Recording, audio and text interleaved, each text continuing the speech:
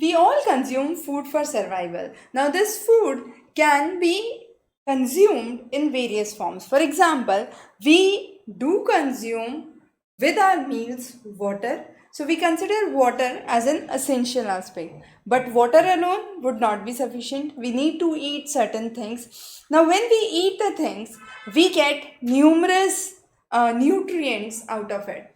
These could be in the form of carbohydrates, proteins, fats, vitamins and minerals. To keep this simple, I'll have the quick names for you. So for carbohydrates, we can say they provide us energy. They are the energy giving foods. Similarly, fat is energy giving food.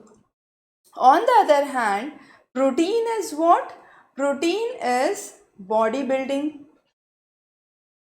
It actually provides energy for building the body.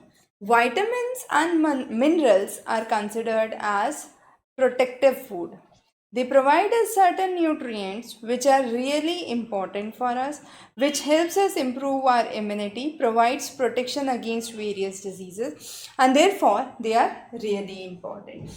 So here is how we classify these nutrients, and then water, which has a chemical formula of H2O, that is 2 atoms of hydrogen and 1 of oxygen.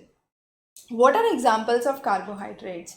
Potato chips are good example.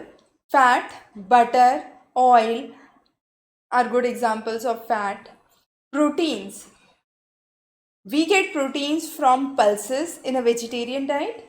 In a non-vegetarian diet, it's through fish, meat that protein is obtained. The next that we understand is vitamins and minerals.